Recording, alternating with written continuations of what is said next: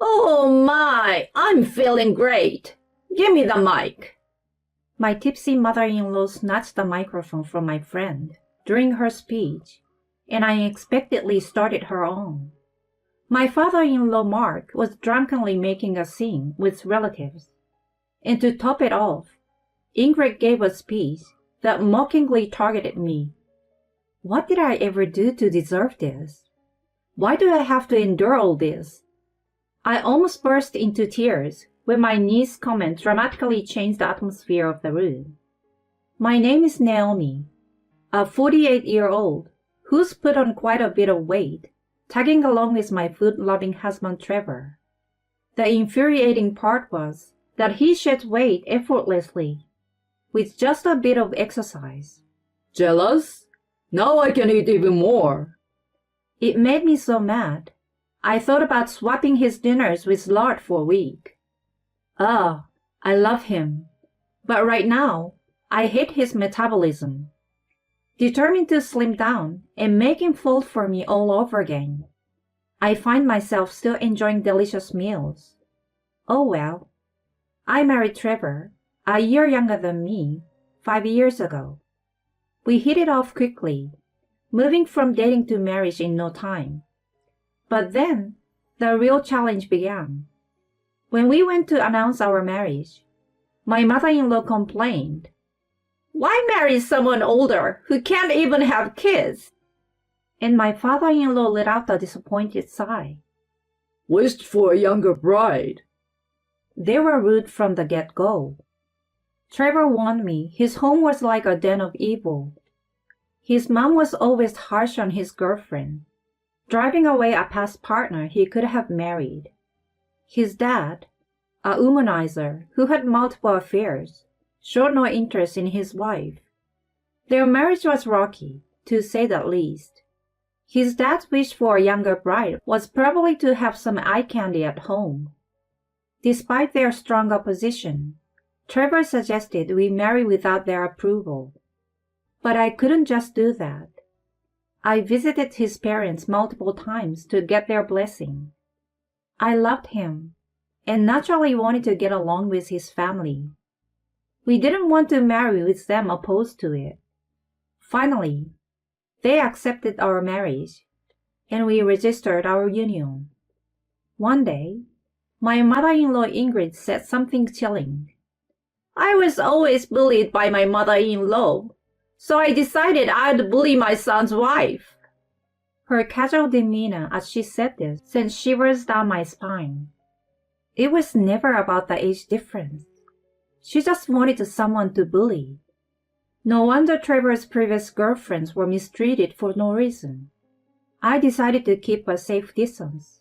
But then, she interfered with our wedding planning, insisting on including her opinions. Why should they have a say? They are not even contributing financially, I thought. However, friends who were already married told me they also considered their in-laws' opinions. It seemed like a common practice to respect the spouse's parents to some extent. I mean, I get it, kinda. It's a big day for their beloved son. Trevor says I could ignore them, but I couldn't just do that.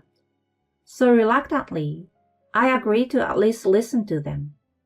But I soon regretted my decision. They complained our chosen venue was too expensive, pushing for a place run by a friend of my mother-in-law, a shabby place with bad reviews. Trevor firmly rejected it. But then, they started commenting on the bride's attire, demanding it be cheaper. Ingrid even said I could use her old wedding dress to save money, claiming it would be a waste to spend on something new. As if I'd wear something that's probably covered in cobwebs from sitting around for years. I knew she just didn't want the bride to be the center of attention, so I flat out refused. She kept making all sorts of suggestions, but I knew our wedding would be a disaster if I agreed to any of them. It was a parade of ridiculous proposals, so I ended up rejecting almost all of them. Looking back, maybe that ignited her mean streak even more. Right up until the last minute, she was like, "Have a destination wedding so we can travel." or, "If you don't listen to me, I won't attend." despite all that, Trevor and I somehow managed to get to our wedding day. Then, on the day of the wedding, Ingrid showed up in a funeral dress, not a formal black suit, but something that looked unmistakably like mourning attire. It felt like she was saying she didn't recognize our wedding. 2 weeks before, she'd said, "I'm not going to your wedding." so I told her, then please don't come. Maybe that rubbed her the wrong way. She didn't even show up in the dressing room. And suddenly she was sitting with our relatives. It was too late to ask her to leave without ruining the mood of the venue. But to anyone watching, it was clear that the bride and mother-in-law weren't getting along. My friends and relatives all looked troubled. As the wedding ceremony went on, the groom's relatives started acting up. They were completely drunk, heckling during the movie my husband's friend had made. Of course, we asked the staff to escort that relative out. But even my father-in-law was smashed, waving around a bottle of liquor brought by the relatives as if it were a flashlight. He even shouted, "Hey, waiter, another beer!" as if we were in a bar. Some were escorted out, saying they felt sick. The staff did their best to keep the ceremony going. But my guests were all horrified by the chaos. Embarrassed, my husband and I spent most of the ceremony with our heads down. It was a nightmare. Then, during my friend's speech as a representative of my friend, the unexpected happened. My tipsy mother-in-law suddenly said, "Oh my, I'm feeling great. Give me the mic." and snatched it from my friend. "Now, let me, the groom's mother, say a few words." Trevor and I were stunned. She was so natural in her movements that even the staff were confused, wondering if this was part of the program. "So, about Naomi. I heard she's been a hard worker since she was little." Surprisingly, her comments weren't bad. I didn't want to make a scene by cutting her off if she wasn't saying anything harmful. Maybe it was better to act as if this was planned all along. The staff and Trevor asked if we should stop her, but I decided to see how it went. "She lost her father when she was young. Then her mother and her sister, who was 10 years older, raised her. That sister passed away recently from illness. Naomi is a remarkable woman who has experienced hardships unimaginable to my son." Her speech wasn't bad for a while. She acknowledged my difficult life, including my parent passing, and how I managed to go to college with support from my family and sister. It was a heavy topic for a wedding, but all true. Just when I thought she might have a good side, about 30 minutes in, she said, "But don't you think her parents and sister dying young is because she's a jinx? I was shocked to hear this when they came for the wedding greeting. Maybe she's just an attention seeker bragging about her hardships. She probably doesn't realize we are not interested in such stories." Everyone, not just me, was dumbfounded by her laughter and words. The shock was amplified because everyone had been drawn into my past, only to be mocked by her sudden turnaround. All she did was expose and ridicule my painful past in front of everyone. During the wedding greeting, I had to talk about my family because I couldn't hide the fact that my parents weren't around. I never intended it to be a sob story. If it were possible, I'd still want to meet my living family members. Why would I ever boast about being unfortunate? I knew it would ruin my bridal makeup, but I couldn't help it. Tears started to fall. Then, in the dead silence of the hall, my niece Erica, a sophomore in high school, spoke up loudly. Ingrid, thinking her speech was well received, was smugly saying, "Glad you all enjoyed it." But then Erica stood up and said, No, you've got it all wrong, old lady. You're here talking about Naomi's misfortunes. Well, what's your point? Look at this awkward atmosphere. Who are you calling old lady? I'm the mother of the groom. You're so disrespectful. Ingrid retorted, clearly outraged. Erica snorted. Who's the disrespectful one? You come to a wedding in funeral clothes and try to make a mockery of the bride. Well, nobody's laughing, so you're just embarrassing yourself. Not only are you disrespectful, but you can't even read the room. Aren't you ashamed? Even a young girl like me can see how embarrassing this situation is. Maybe with age, you'll regress a bit. She raised her hands and shrugged her shoulders as my mother-in-law's face turned beet red. Oh my gosh! Unbelievable! How dare you talk to me like that? Naomi, doesn't your niece know how to speak to her elders? She snapped, glaring at me. I have to say, my niece is right. Your speech wasn't even part of the program, and instead of bringing some cheer, you interrupted my friend's speech with your boring talk. It's just unpleasant. Yeah, Mom. I don't know if you were trying to pick on Naomi or what, but can't you see everyone's just appalled? Right now, you're not just picking on her. Like Erica said, you're just being a boring, senseless person. Her face went from red to tomato red, as if it could get any redder. Unbelievable! Unbelievable! Uneffing believable! I'm your mother, Trevor. How dare you embarrass me like this in front of everyone? It just seems like you brought this embarrassment on yourself. Erica chimed in without missing a beat. While the groom's side of the family was too drunk to notice, my guests began to chuckle. You know what? I thought I'd respect my elder and stay quiet. But since you asked, old lady, Erica said, suddenly smiling innocently. Ingrid looked puzzled. That dress you're wearing still has a price tag on it. What? My mother-in-law gasped as the whole erupted in laughter. It seemed everyone had noticed the tag. No one from her side pointed out, probably because they were mostly men, and not interested in her dress. No one had bothered to tell her.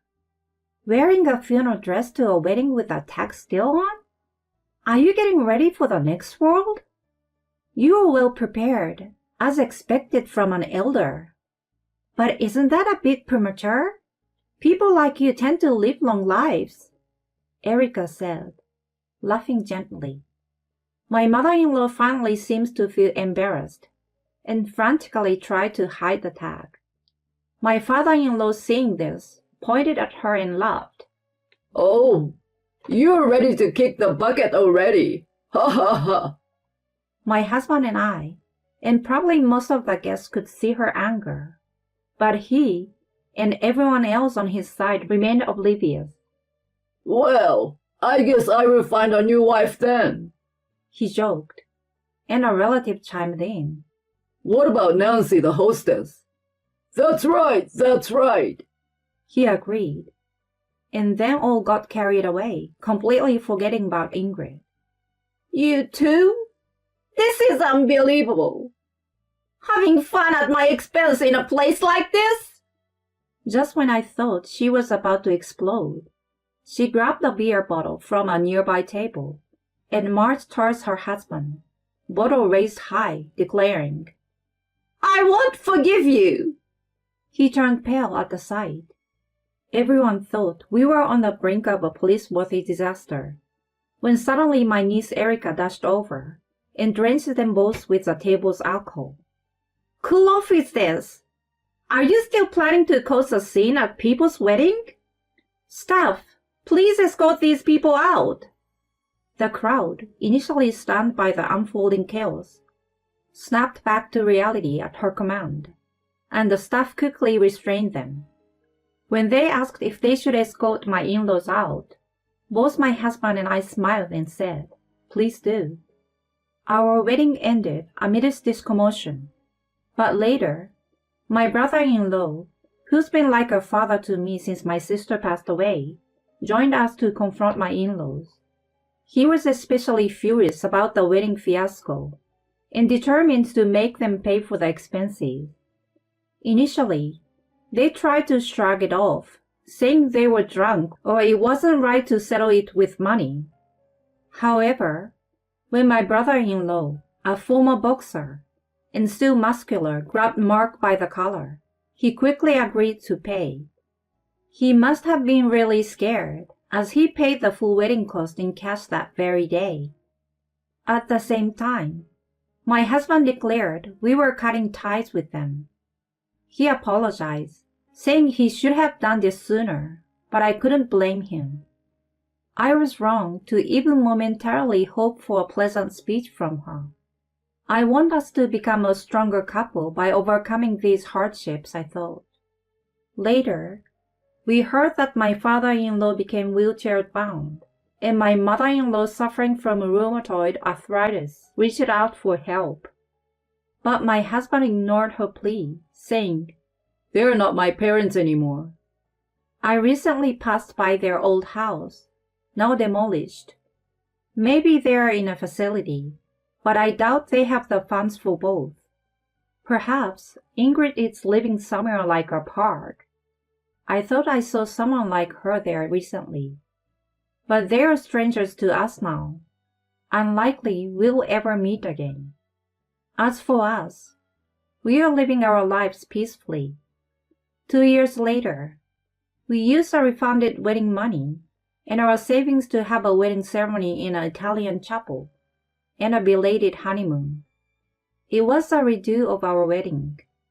We didn't invite anyone from my husband's side, but my friends and family came, making it a beautiful ceremony. Erica said she was glad our wedding didn't end on a sour note, and gave us an expensive gift and a caricature she drew of us, showcasing her art school skills. I felt bad accepting such a pricey gift, but she said, "I see you more as my real sister, so please accept it." How sweet of her. When she gets married, I will repay her kindness 3 or 4-fold, maybe with some furniture. Wearing a wedding dress again at my age was a little embarrassing, but my husband said I looked even more beautiful than before. I had a bridal spa treatment, but I'm sure I haven't changed that much. He's just being kind. However, after the ceremony, we loosened up and indulged in his love for buffets, and at 48, I've gained weight quickly. My husband joked, "You've changed.